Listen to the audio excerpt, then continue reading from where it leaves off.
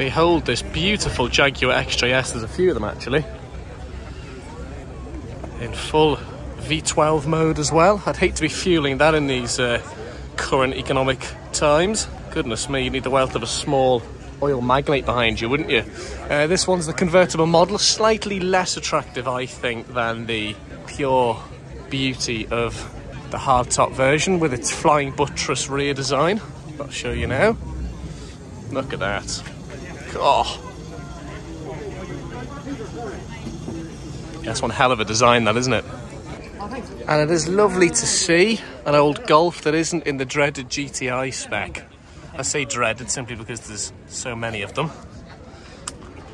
But to see one in a nice lowly spec, the GL 1.3 petrol, I believe, is truly refreshing. It's lovely, isn't it? What a fantastic shade of 70s orange that is. And here's a Golf with a boot.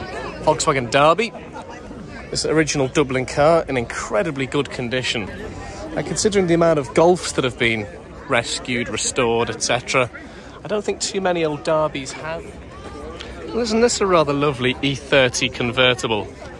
Now, I don't really do convertibles, if I'm honest. They don't do anything for me, and I'm not about to change that opinion now when confronted with a particularly beautiful one, but it is really, really nice, isn't it? It's a classic design, the E30. Utterly beautiful from pretty much every angle, apart, of course, from the terrible convertible roof. Now, of course, everybody loves Ferraris, don't they? God, incredible machines. But I prefer Nissan Primeras, if I'm honest. And that's what we've got here.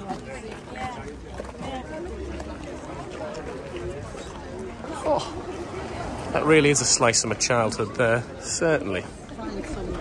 1.6 petrol, and just completely and utterly mundane, normal.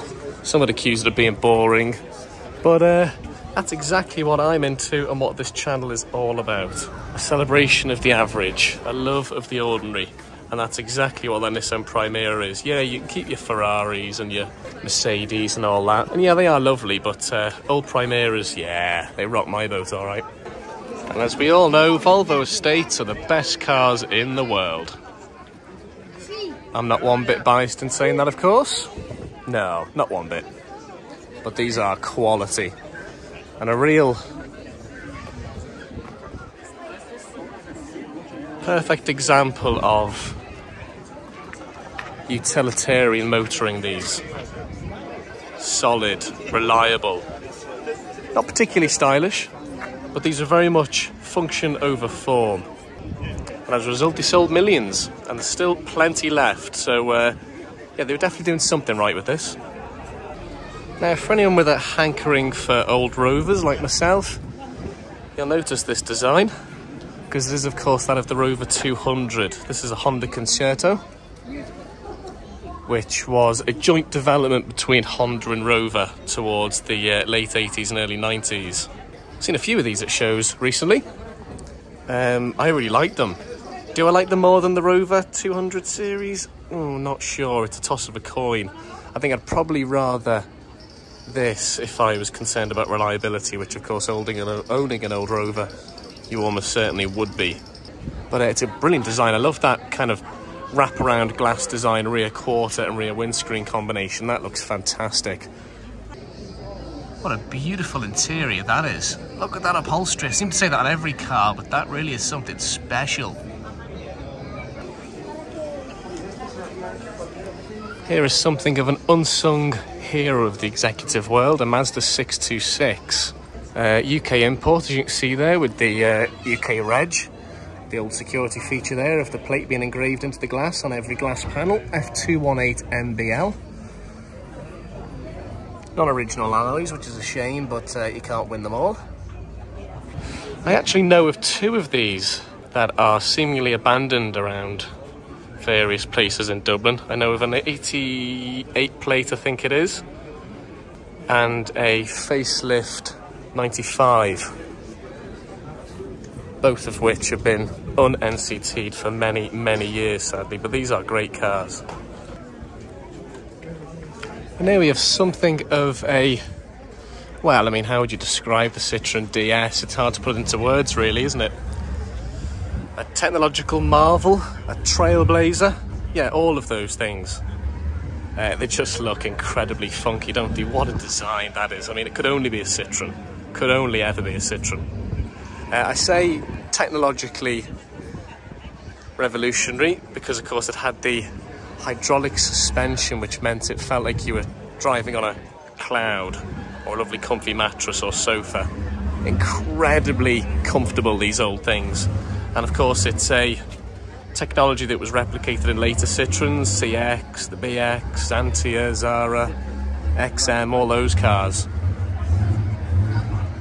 Oh, these are just fantastic. It looks like a spaceship, doesn't it? And of course you can't see the rear wheels.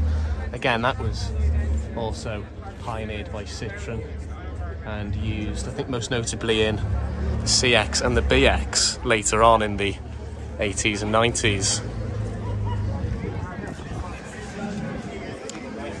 This one's been imported from France at some point. That's one of the best cars here. So that's it then from the Malahide show for 2022. Yeah, I always enjoy going to that. I've been to it a couple of times in the past, but it's just a little bit too crammed in, a little bit too claustrophobic for me. There's people everywhere. It's really hard to get down and get good shots. So it would be vastly improved if it was in a bigger location, but of course in Dublin that's never an easy thing to do. As with all shows, there was a very varied selection of cars there, and a few that I couldn't get because they weren't at the show. So as I was walking in, there was this fantastic Citron Zx, very popular family car back in the day. Didn't like the wheel trims on this one. I think they are aftermarket. They are Citroen branded. I think they're aftermarket, but not 100% sure on that. There was also this fantastic Opel Kadett, or Vauxhall Astra, whatever you want to call it. That was pretty special as well. A Mark 1, lovely old thing. And a fantastic Opel Monza as well. They look quick. They look so rapid. What a brilliant design. So yeah, that's all then for this video. There'll be more Volvo content coming soon. Don't forget to subscribe on YouTube, subscribe on Patreon as well to help me keep old barges like this and to help me get out to shows and document them. But that's all for now. Goodbye.